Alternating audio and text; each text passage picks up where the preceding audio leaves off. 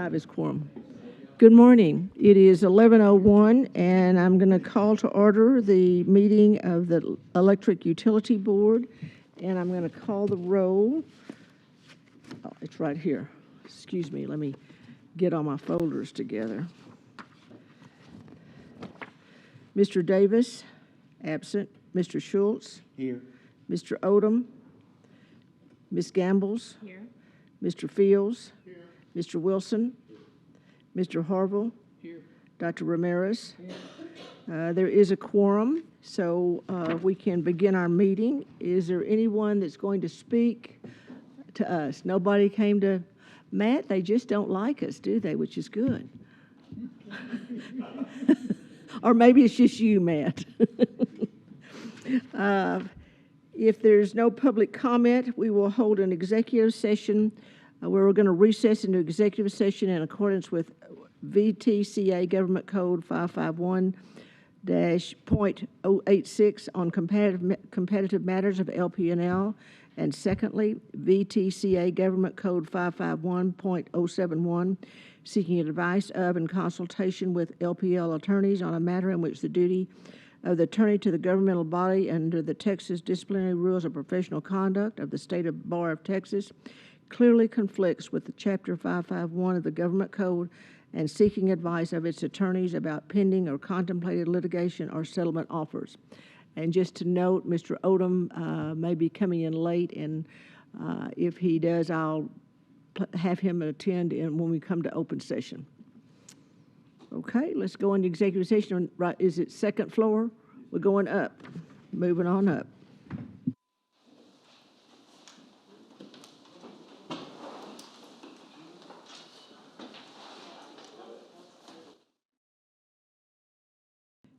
It is now 12:56, and the open session of the Electric Utility Board will come back into order. And will the minutes, please note that Mr. Ice Odom has entered and is now a member of the quorum for the board. In the open session, item number 5 is the minutes, and there's a group of them. The first one is the regular board minutes on January 17th. There's a special meeting on February 3rd. There is one correction to that. That's with Mr. Wilson, is the one who called it to order. The February 13th strategic plan minutes are incomplete. We need to add a few more things to that, so we won't consider those at this time. And the February 15th minutes refer to the audit presentation where Mr. Wilson was chairing that committee also. So do I have a motion to approve those minutes with the exception of the February 13th and Mr. Wilson deemed as the chairman on February 3rd? Oh, and the Helping Hands Committee meetings were also Mr. Fields was chairman. Is there a second? It's been moved and seconded. All in favor of approving those minutes with the exception of the February 13th strategic meeting, all please say aye. Aye. All those opposed, no. It's 9-0. Mr. Ivey. Good afternoon, everyone. In the interest of... Yeah. Sorry, that was a trick. 8-0. 8-0. I couldn't count because Mr. Davis isn't here. There was math involved. So, good afternoon, everyone, again. I just want to briefly touch base on one thing, and that's the strategic planning session that we held just recently. We've got a marathon meeting today, and I apologize for that, so I'm going to try to sit down and get out of the way as quick as I can. But, you know, probably the only takeaway we had as an action item out of the strategic plan, which, by the way, had a lot of really great feedback and conversation and whatnot. I really appreciate it because I felt like everybody came ready to have these discussions, and that was very well taken. We are going to have to do some ordinance changes as we're going into the retail market. There are some things that we do need to change, and so we're going to take a look at the entire ordinance package as it relates to the Lubbock Power and Light, and make whatever changes that we think we need to, and you all will be certainly in on the changes that we're going to be bringing forward. Primarily, we got to change the way that we do the transfer to the city for the franchise fee equivalent and the pilot money that we transfer over. That has to be changed from a gross receipts basis over to like a cents per kilowatt hour basis or something like that. That will keep them whole. It'll be the same amount of money, just be a different formula that's associated with that. Absent any questions from the board on anything that's in your board packet, we're still morphing and trying to get some information into the packet that can be more and more meaningful to everybody as we go through time, and that will continue to change all throughout this year. And hopefully the information will get better and better. But absent any questions on that from me or anybody on staff, I'd like to go ahead and move forward, and we have our external auditor here that would be presenting the financial report. And she's here from out of town, and probably be a good idea to let her come and talk and get back on the road again. She's a busy person. Harvey, are you going to introduce? Thank you, Mr. Ivey. So who will be presenting the audit? Harvey, will you do it and then introduce? No, I'm just going to present Jennifer Ripka. She is from Weaver. She's the partner on the audit, and she's going to present to you the findings on our 2022 fiscal year audit. Welcome, Jennifer. Thank you. Thank you so much for having me here to present the results for fiscal year ended September 30th, 2022. So we will start off with the introduction. My name is Jennifer Ripka, and I'm the partner on the engagement. This is my second year on LP&L as well as the city's audit. I do have 16 years of experience. I work only with cities, school districts, special purpose districts, so transportation authorities, electric authorities, transit authorities, et cetera. On the engagement myself, I'm the engagement partner. We do have a technical review partner that assists with the audit. Bryant Sanchez is the audit manager on this engagement. Chris Walker is the audit senior. And then we do have two people who assist behind the scenes, the IT controls partner, Brittany George, as well as Elisa Gilbertson. She's the data analytics person. So this got kind of messed up. But this first step in an audit is the planning and internal controls piece. That's where we design the audit and determine what is going to be within the scope of the audit. Then we start our interim field work. That's also within step one. That's when we're going to be going through the walkthroughs, the significant transaction cycles, reviewing internal controls, and looking for any areas of risk that we need to approach during the substantive testing. Substantive testing is really where we take all the information that we've learned and we go through testing the account balances. And that can be either analytical procedures, vouching of material transactions, or sampling. And that's all to get us where we can actually issue an opinion on the financial statements. We do perform the audit in accordance with generally accepted auditing standards as well as generally accepted government auditing standards. And we do perform compliance tests. That is compliance with regards to laws, regulations, contracts, and grant agreements as applicable. We do take a risk-based approach. That's really that step one. We identify areas of risk and we tailor our work to actually get to a place where we can say that we are, performing the audit in accordance with generally accepted auditing standards. So risk areas for LP&L are the utility billings, revenues and receivable recognition, capital projects, purchasing and compliance over bidding procedures, the long-term debt payables, and then just normal payables, accrued liabilities, and expenditures. Those are higher risk areas, but y'all also have, of course, significant audit areas that are not of higher risk, but they are large account balances, so they do take a considerable amount of time during the audit. And that's going to be cash and investment testing as well as capital asset testing. As far as the audit results, we've issued an unmodified opinion. That's a clean opinion. It's the highest level of assurance that can be placed on a set of financial statements. With regards to the audit, we also are doing that internal control over financial reporting review. If there were to be any areas of material weaknesses or significant deficiencies, as we're doing that internal control review, we would be required to bring that to y'all's attention.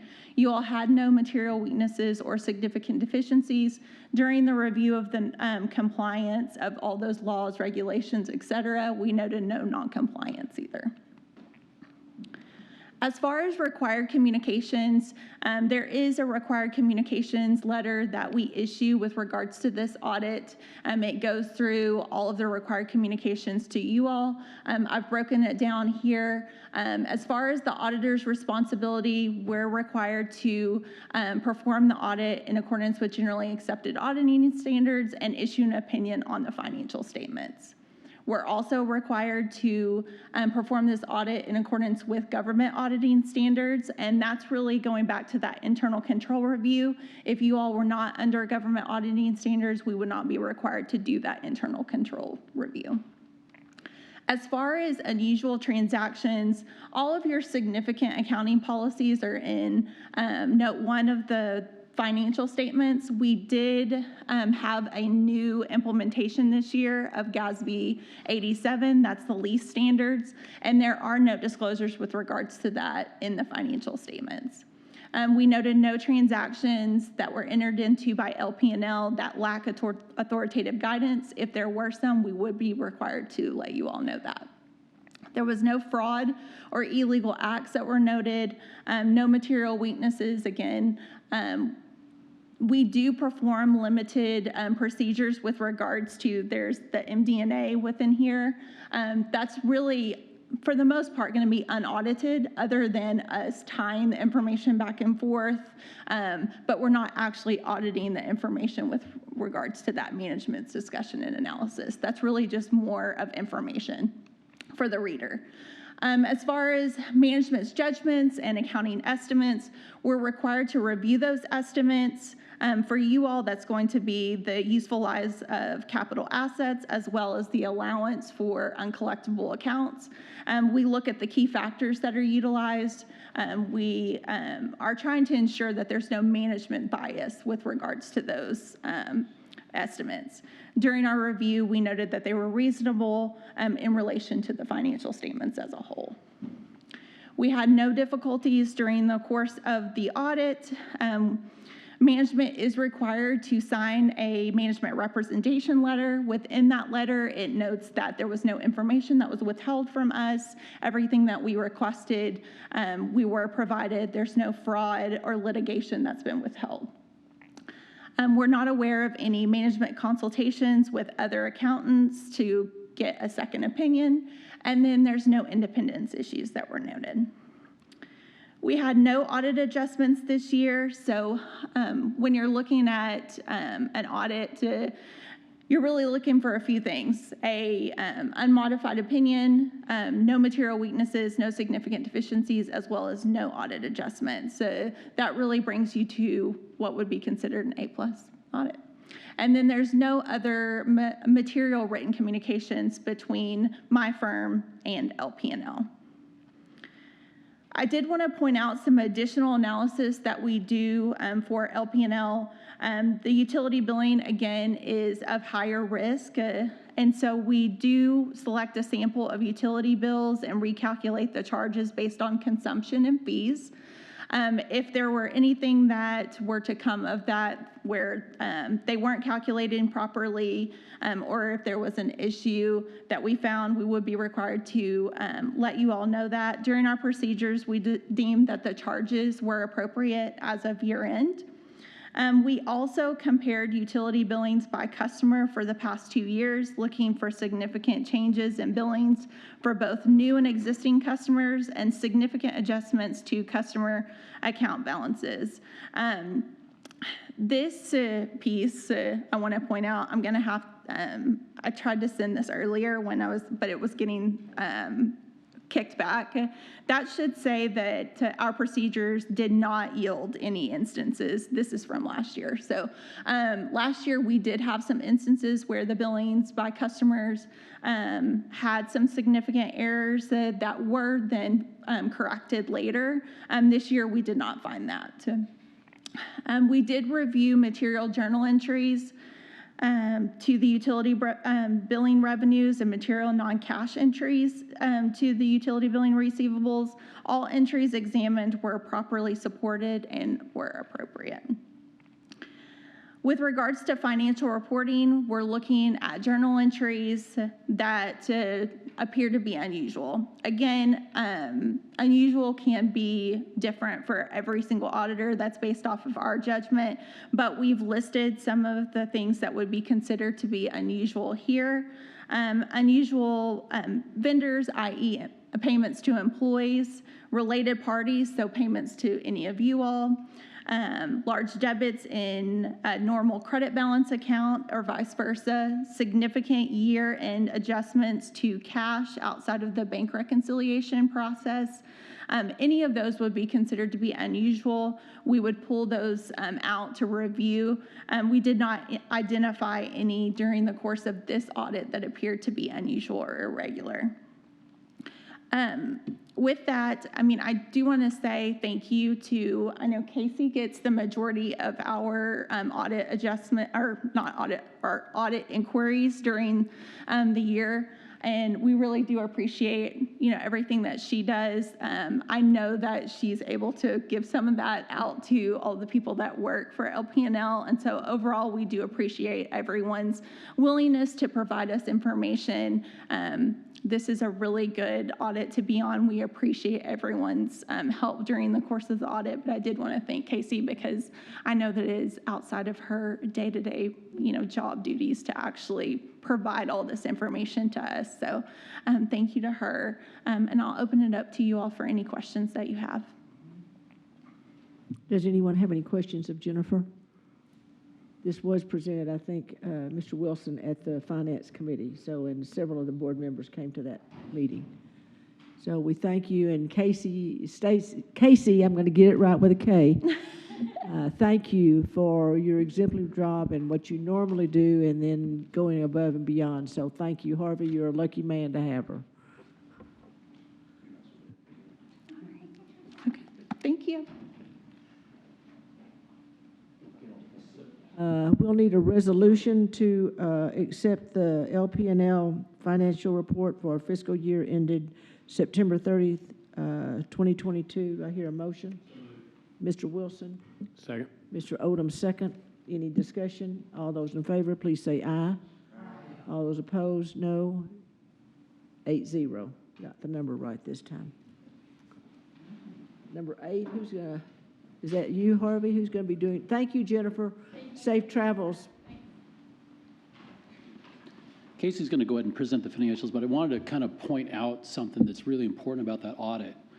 And that was in 2021, there was the implementation of the CIS system. There's all kinds of challenges with the utility billing of that. There were no reported, and they mentioned that in the prior year.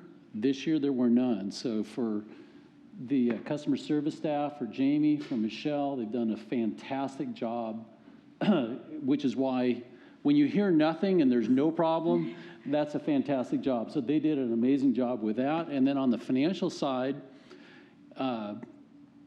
Casey took over after our prior finance director left in January of last year. Casey stepped in, kept it together. So knowing that she stepped into that role with that responsibility and carried us through that process and did a fantastic job, I think speaks to her as well. So she did things beyond her job, but she stepped into a role that wasn't her role and did a fantastic job. So I just want to mention that. Thank you, Harvey. Casey, our star today. Okay. Let's go through our December financials. So starting off just with our cash, so we're going to be looking at year-end from September 2022 through December. We do have an increase of $9.3 million in our cash and cash equivalents. If you look at our cash flows, so I'm going to take you through where this $9 million come from. For our operating cash flows in the year to date, we can see we have a positive number at 20.6 million. I wanted to let y'all know that 13.3 million of that is our recovery for the under collection we were at year end.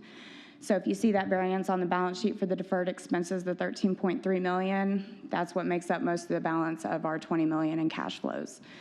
We can see from our financing activities, we have a negative cash flow of 22 million. 13.7 million of that is from CIP expenditures. 4 million of that will be refunded by bonds. It won't be reflected until January though. And then in our cash flows from our investing activities, we have 11.2 million. 9 million of that is from refunding on bonds for October and November CIP expenditures. And the other 2 million of that is interest income. And then we're also going to see on our balance sheet, we do have a decrease in our liabilities of $9.4 million. This is going to be mostly in our accounts payable and our accrued interest payable. Those numbers have gone down since year end because those are balances that build up and then get paid and then build up and then get paid. So overall, from year end to December, we have increased our net position by $2.1 million. Moving on to our ratios. So our days cash on hand, we can see at the end of September it was 83. Now Harvey did explain to y'all that had we collected that 21 million, we had under collected the year end, we'd be looking more around the 90 that we should have been, or our goal. And I think this reflects that. We've collected 13.3 million on it so far, and we're up at 109 days cash on hand as the end of December. In our debt to total assets, we're sitting pretty much the same at 60%.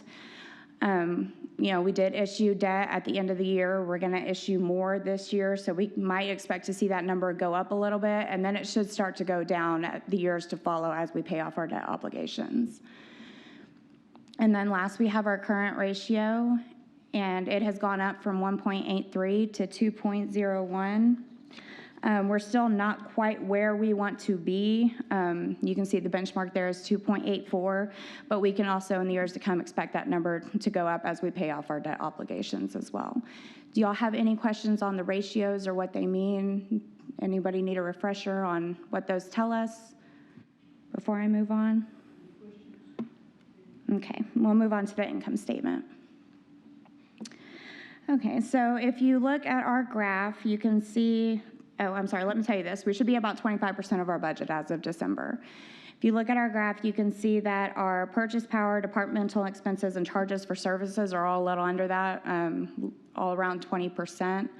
Our hold harmless payment and our T-cost revenues are right on point at 25%. And then if you look at our income statement just for the month of December, you can see that we came in a little under budget because our purchase power costs were higher than the budgeted amount. But from a year-to-date standpoint, our operating income is exactly 25% of what our budgeted number is. So we're still right on target there. Does anybody have any questions for me? Could you go back to 24 page, 2 pages back? This one? Yeah. How often is the American Public Power Association's updated? Is that yearly, Harvey? Those are done annually. Yes, Annually? yearly. Quarterly? Mhm. Okay. Yes. And I believe we just went through and updated the benchmarks, so. Those are the most recent? Yeah. What is their year end? They usually, they're going to be available, they're available in January. So I think they publish it in November, and then usually we get it right around January. Okay, thanks. Early part of the year. Casey, thank you very much for putting all this together like Yes, sir. this. I really appreciate it. It brings back things that we need to look at. Okay. Thank you. Anything else? Thank you so much, All right. Casey. Thank y'all.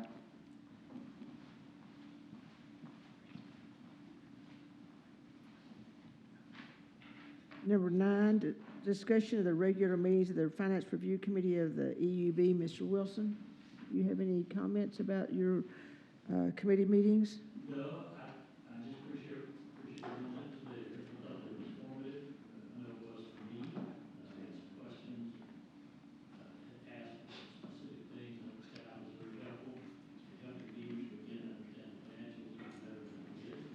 So, other than that, we're good. Right, and I appreciate how the questions are very helpful, and Harvey, you always do a good job answering them.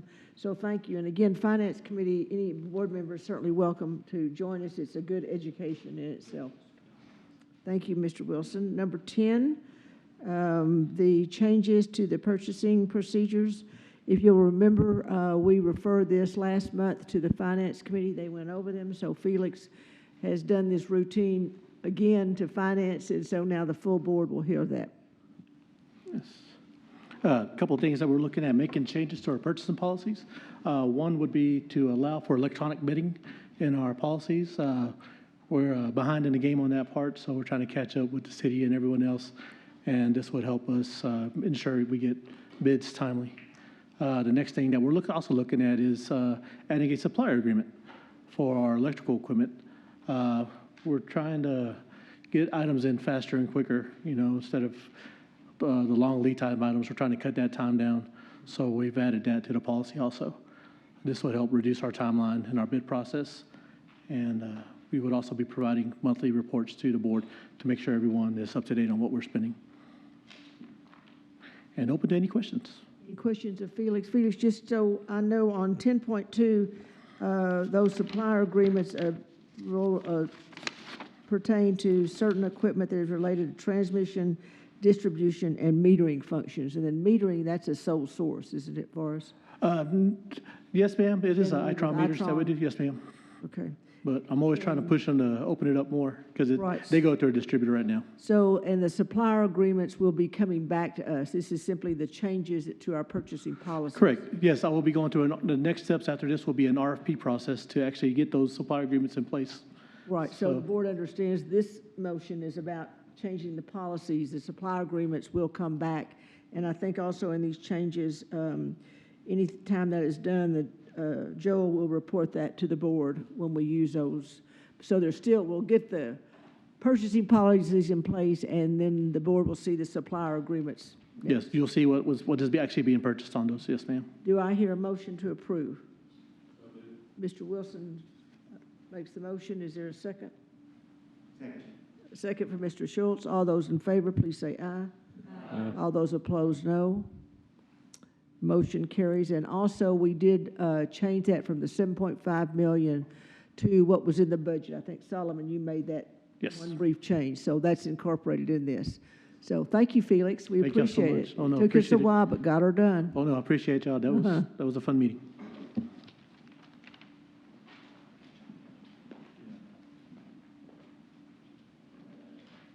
Mr. Fields, are you going to do the Helping Hand Education Committee? Short report. Yes, thank you, Madam Chairman, board and staff. Want to thank those board members for attending the Project Helping Hand Committee, and I believe it's in our packet on page 65. I want to hit just a couple of the areas. We discussed the Project Helping Hand as it sits now and how it will transition once customers are entering into the retail market.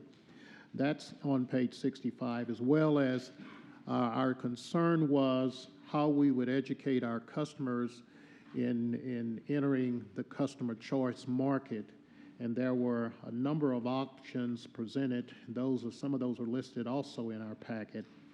And the last one that we talked about was the validation of those, what we call the REPs. My concern was there that we would not, or we would minimize the possibility of our citizens being scammed by people taking advantage and saying they are an electric provider when in fact they are not. So the discussion came out of that that information would be a part of the customer education and would even be listed on the LPNL website. That's the quick version of the Project Helping Hand Committee.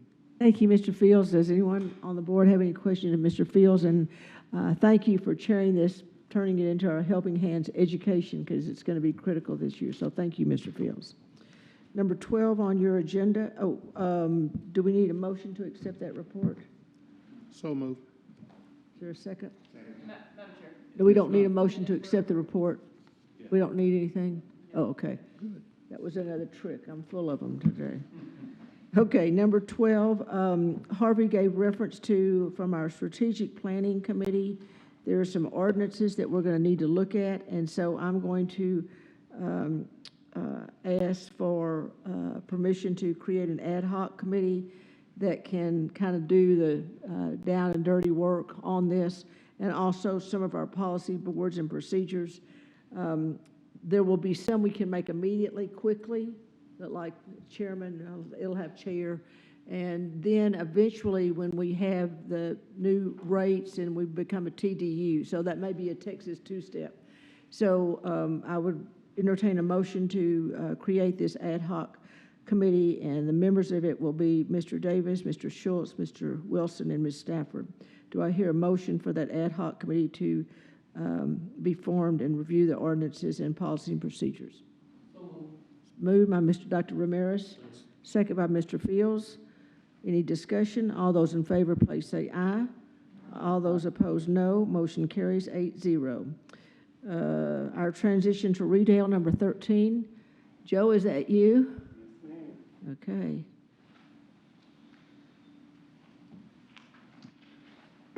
Good afternoon again, board. Well, it's here. And it's weird. It was actually a whole year ago when I first proposed the delivery rates. Well, we're going to end up calling them the proposed distribution system charge, but we've known them as the delivery rates. So before I get into the rates, I want to take a step back and kind of do an overall high-level overview of what these really are. So and why the rate change. Currently, we're a vertically integrated utility, meaning we own generation, transmission, and provide energy to our customers. And as you know, I wanted to refer to that chart down there. So you can see on that chart that our purchase power is the biggest liability of our organization. That's 2/3 of our revenues and our budget. So what that is, what we're doing now is really going forward into the retail market. We're carving that portion of our organization out. So that'll be handled by the reps. So our customers will purchase the energy from the reps, and then we'll maintain the wires and poles that we have. And our customer service and billing, our customer service as well, because we'll still own the transmission line, so we'll still be available to call if something's down or anything like that. So with that being said, you can see that our revenue requirement will shift from operational costs, will shift from actually our purchase power supply energy portion to just maintaining the revenue to cover our transmission and distribution system. So that's really important to know. So this revenue rate, and it's been a long time coming, and I do want to give credit to our consultant. It was a lot of work on their part. Also, Harvey and Joe, they've helped a lot with this transition. So I'm new to this new delivery rate or distribution system charge is new to me. So I had a lot of questions along the way. So they were there to help. They've been in this market before and have done these types of things. So I want to give them a shout out on that. So with that being said, it was a long process. We started a really cost of service study and delivered these rates from our consultants since August 2022. So you can see the time it took to that. But we wanted to ensure that we did this right. This is our one opportunity to go into the ERCOT market with these initial charges. So we want to make sure we took our time, did our due diligence, and make sure that we captured every rate and transitioned them to the new delivery rate. With that being said, this is our current rate tariff structure. So you can see it's pretty similar. So the only major change from our new rate to our current rate is pretty much the purchase power cost. It comes off. So in our current rate, we generated enough revenue to cover our purchase power costs, our transmission, delivery costs, customer service, debt, franchise fee. And so the total revenue requirement for both, so we didn't increase revenue requirement for this new delivery rate or this new distribution system charge. It's still $154 million. Even if we had the current rates that we have, we were going to collect $154 million with our current rate structure, even going to the new distribution charge. So I want to make sure that was understood, that our cost didn't increase. It's still $154 million. It's just a different mechanism that we're picking up that revenue for our utility. The one thing that really did change in the distribution system charge is our stranded costs. You know, those were funneled through our power cost recovery factor. They were included in purchase power. So now we had to carve that out and put those in our base charges. So as you know, our current rate tariff, we haven't changed our base rate since 2017. So those are costs that we could control. And the purchase power costs was all market driven. That was a pass-through cost. There was no markup on that. Whatever we paid in the market, it was passed on to the customer, which was the largest portion of their bills. I mentioned 2/3 of that. So the major change going now is that some of the transmission costs and stranded costs, such as our wind farm, are now included in our base rate. So that is the reason you'll see the adjustment. Those can no longer be picked up in a power cost recovery factor because we're not selling energy to our customers. It's going to be a base charge going forward. So remember that is included in our base charge. With that being said, I wanted to give you the current rate structure versus our distribution system charge rate structure. So what this is, on the left-hand side, you'll see that those are our current rates. Those are everything that's approved in our current tariff. So we wanted to provide you this map so you can see that we picked up every rate class and transitioned them to the new distribution system charge. Probably the major change on this, to be honest, is your general religious services. You know, they always had their own, they always had their base rate, but now they're going to be considered a secondary, either lower than 10 kW or higher than 10 kW. Unfortunately, or not unfortunately, but we do have some large churches here, so their demand is really high. So they will be put into the higher secondary rate with that, so based on their consumption. So that's probably much the biggest change in this. Another one is the guard light service. Of course, you know, that's something we kept up with, so no longer going forward, we're going to have the guard light service. It's going to be the customer's light now. We will sell them if they currently have the guard light service, but we won't install any more future guard lights on that. Another one is the street light service. You know, that's something that we always had in our rates, you know, so now that function will be passed on and will be covered appropriately by those who manage the street lights, and it'll be a cost to the city now to manage the cost of those streetlights. It won't be subsidized by LP&L going forward. So any questions on that? I just wanted to kind of highlight that and make sure that y'all understood that, you know, we took our time and, you know, through due diligence and everything, that every current rate structure was accounted for moving forward. And so before I go into the rates, I just kind of want to show y'all, give y'all our current rate and then our future rates to make sure that everything's captured in there. Joe, just one question. Okay. You said that street lights is about a $2 million cost in ours, and that's coming out of the LP&L budget, and will go into the city. Is that what you said? Yes, it was covered through our power cost recovery factor on that. Any other questions? Any other questions? Joe, this is very helpful. I think it shows us how we are right now and then what we're going to look like this fall. Yes, ma'am. Thank you, Joe. Okay. I got a couple of more slides. So I wanted to get into the rates, some preliminary rates. I guess these are our latest draft. These are the latest and greatest. There may be some minor tweaks, you know, when we give you the final proposed drafts in next month's board meeting, but this is what we have currently right now. So the current distribution system projected rate for residential customer is about 4.4 cents per kWh. And what I wanted to do, we wanted to carve this out and break it out because the regular TDUs have a separate a separate base charge and then an energy charge. But what we're going to do is we made the decision to bundle our customer service charge and our delivery charge. So it's going to be one rate. So if you can see, our all-in distribution rate, including that customer service charge, is going to be about 6.3 cents is what that's going to run.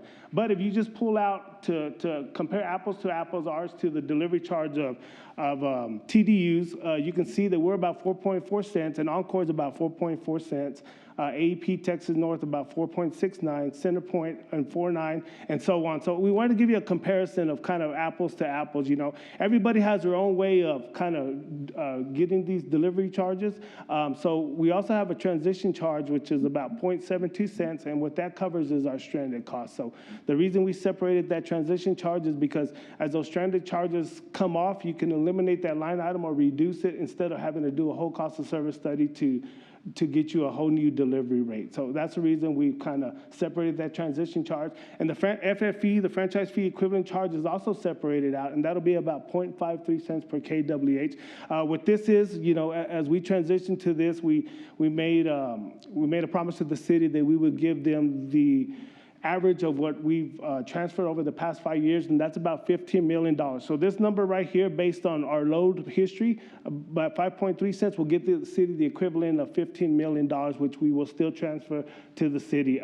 It was kind of, you know, we didn't want to go into the retail market with and leave the city without their pilot and franchise fees. So it's not really a franchise fee equivalent as it is right now. Right now, our FFE is based on the cost of purchase power. It's 5%, the FFE. So this number still gets us to that equivalent of what we transfer to the city, which will be about $15 million. And if you multiply that 0.53 times our total load for the year, that'll generate the revenue necessary to transfer to the city. That's your residential. Your commercial rate, again, your distribution system rate for commercial less than 10 kW is about 2.689 cents. And of course, you add that transition charge, that stays the same, that's 0.55. And then your franchise fee equivalent charge is 0.53 cents for this rate class as well. Again, you can see at the bottom the comparison to ours. So, you know, we're really low on the commercial side compared to some of the other utilities. And, you know, as we get more and more data and develop new cost of service or new cost of service studies, you know, we'll tweak these as we go. But currently, this is where it sits at for the rate for commercial customers. So that's all I had for now. Like I said, these are the projected preliminary rates that we have for our distribution system charge, which are the delivery rates. And again, I just want to make sure and remind you that all this revenue, the requirement is just now to maintain our capital projects related to transmission and distribution, and as long as to maintain our poles and wires company. You know, that's what we're transitioning to. So I think, you know, it's something that we need to be the best at it. You know, that's going to be what we do. So we need to have the revenue to maintain these transmission and distribution lines, and as that's going to be the major role of the utility going forward. Quick question. Yes, sir. Why the difference, especially on the distribution system commercial rate, being so much lower than the Centerpoint and the Encore, and why are we so much lower? Yeah, and you got to remember that so we're new to this market, and some of these TDU providers have been here already. So, you know, we haven't. I don't want to say we neglected, but we need to put an emphasis on increasing our distribution, upgrading it. You know, we did all the upgrades to the transmission. And so there's less money in that distribution bucket versus transmission because of all the upgrades we did in transmission. But like I said, going forward, these rates will increase as we start investing heavily in our distribution system to get them up to par to handle, you know, the move to ERCOT. So a lot of that debt that we have that we're going to issue, it hasn't hit the books yet, but it's coming. So those rates will increase for the distribution and for the commercial moving forward. And again, this is a rate that we intend to review annually, just like we did the tariff, the current rate structure that we have right now. So as we get more and more costs and get more data from AMI and energy load like that, then we'll revisit these numbers. But this is what our consultant has come up with, and this is, you know, it is pretty low as you mentioned, Mr. Fields, but you know, it's not something we can tweak to manipulate the system or the model. They actually do cover the cost of what our distribution costs are. So Joe, what you're telling us is this is what it is right now, but next year it could be different. And so this will be annually done. Is that correct? Yes, ma'am. And this is just draft delivery rate. So this is information giving us a little heads up what's coming. It's not officially adopting it. Exactly. So like I said, these are the latest and greatest numbers we have. And to your point, Mr. Fields, we actually are visiting with this number, and we have asked the consultant about it to dig in a little further. So, but we'll let you know when we make the final. And I'm just going to jump in and just a little bit more on your question. So we did note this when we went through the draft rates with our consultant. we did notice that that is a very low rate, but what it comes back to be is that with our, and Joe touched on it, and that is, we bought a lot of these from Excel. A lot of these are depreciated assets. They have lower costs, and what they really reflect is a need for investment. So the money that we borrowed, the $63 million we borrowed last year for that final integration, is going to go into that directly. So it's going to drive that number up. So this is kind of pre-investment in it. So that we're going to be making significant investment in it, and that's what's going to start to drive that number up. So just so you know, that's the reason why that number is so low as what it is compared to others. But it also shows, I think, Board Member Schultz, you asked a question about, we've made a lot of investment in our transmission assets. What about the rest of our assets?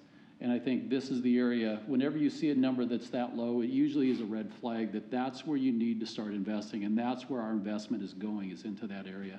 And that's part of that final integration is going to be going into that as well. So that's kind of the rest of the story on that. Joel, are you saying what we've done, the first stage was our big investments in bonds and the transmission lines to get us connected to ERCOT?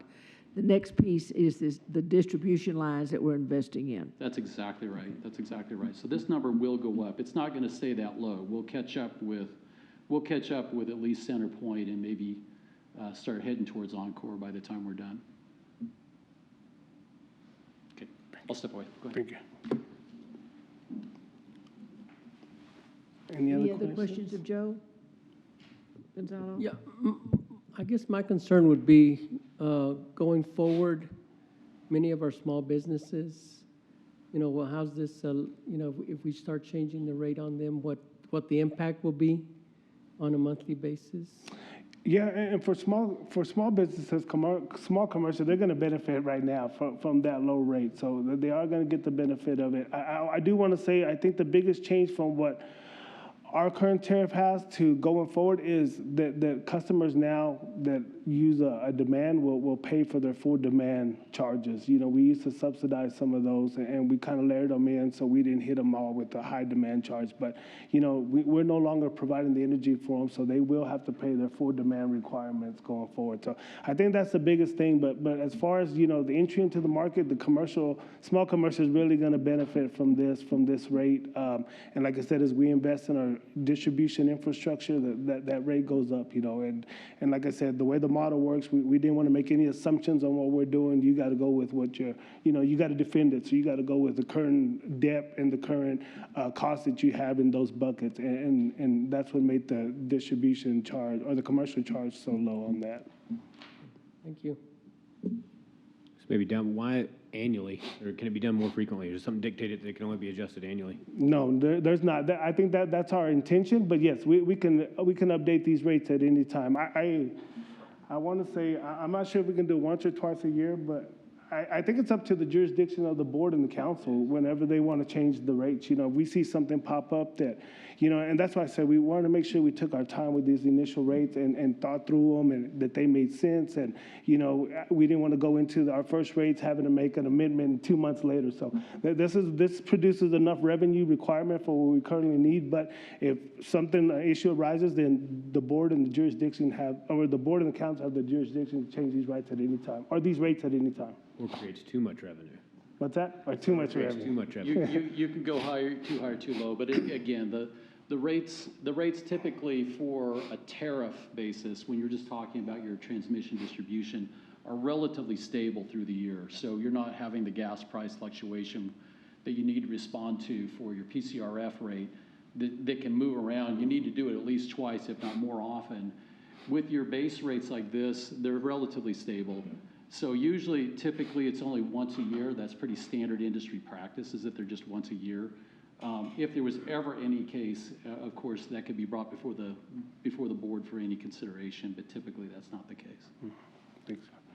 And that's a great question, Mr. Odom. And one thing I failed to mention too is, right now our current rates, we get our delivery rate and we get our T-cost revenues, our transmission cost and service revenues. So those two combined are going to be our only revenues pretty much going forward. So those have to maintain the depth all the operations of the utility. As you know, we're paying a whole harmless payment of $22 million. That falls on 26, 27. So looking out in the future, these rates can substantially be lowered if the board and council decides to use that whole harmless of $22 million to help offset these costs. So I know in the residential, we may be coming a little higher than some of the markets, but you got to remember that this is our entry into this market. We haven't always been just a wires and poles provider. We had other stranded costs. We had other costs associated that had to carry on. We still got to cover those depths as an integrated or vertical integrated utility. So, as time goes on, and costs roll off, then we'll be able to adjust these rates and be more competitive with the market. But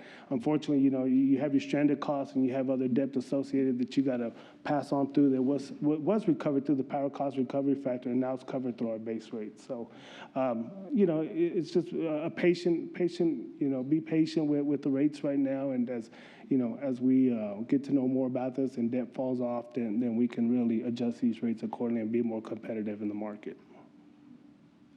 Thank you, Joe. Any other questions from the board? That is a good question, Dan. Thank you. Anybody else? Okay, thank you, Joe. Okay, thank you. We'll go to number 14 on the agenda, and that's the Polar. Who will be doing that, Mr. Ivy, or? Oh, is that Felix? Oh, this is the Felix show today. Are you a 2 or 3 time performer? Yes, ma'am. Are you doing 14 and 15? Yes. Okay, so we'll do 14 separately, though, correct? Mr. Ivy? Yes. Okay. 14 is just the polar, and then. So y'all separated. Okay, awesome.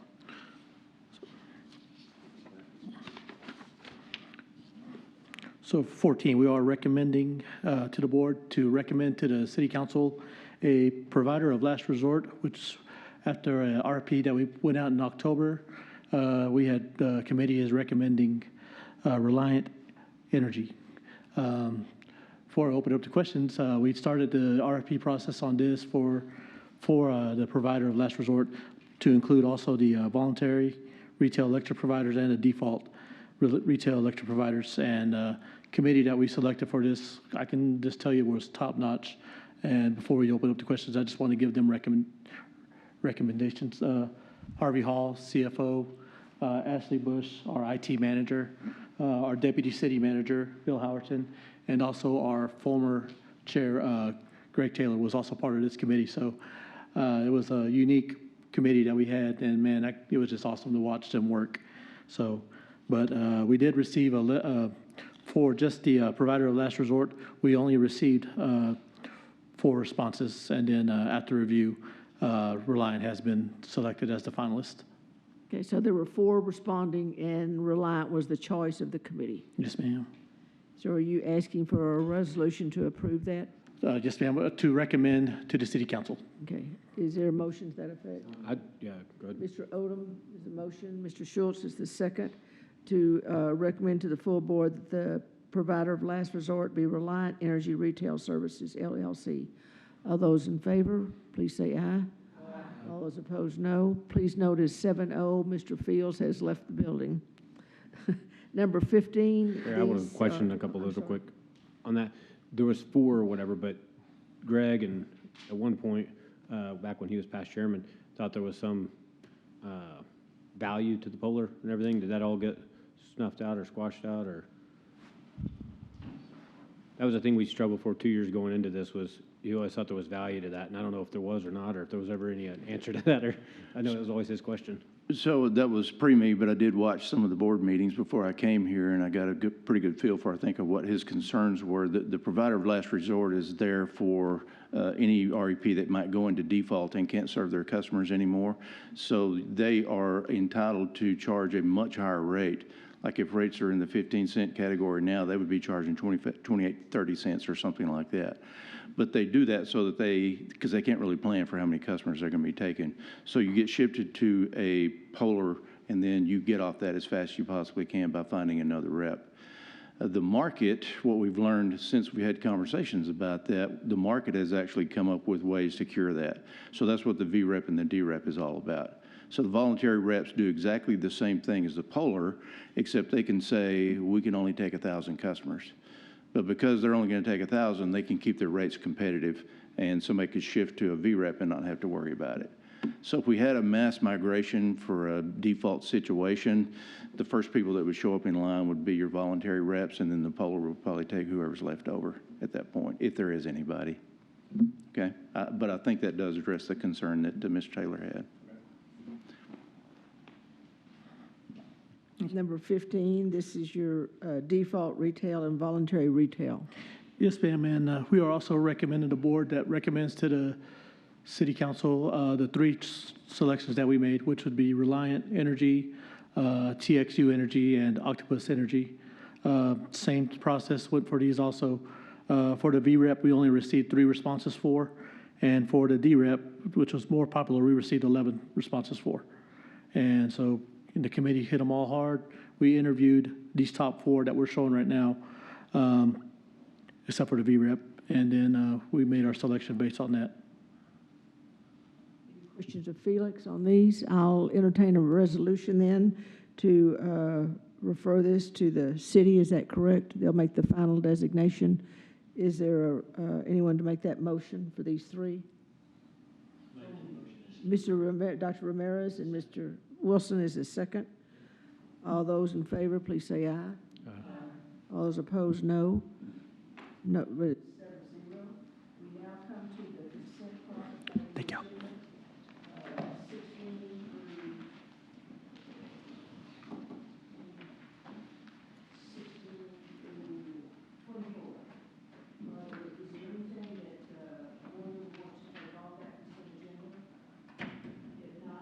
16 I'll entertain it. No one wants to take anything off the consent agenda of 16 through 24. I need a motion for the consent agenda. So moved, item 16 through 24. Mr. Odom and Mr. Wilson, second. All those in favor say aye. Aye. All those opposed, no. That's 7-0. And happy times. We'll adjourn. And thank you for your attention and time, everybody. We took a little longer, but some important things went on today. So again, Casey, thank you. Harvey, the audit, I think Jennifer's already left the building also. So thank you very much, staff. I appreciate you. Bye-bye.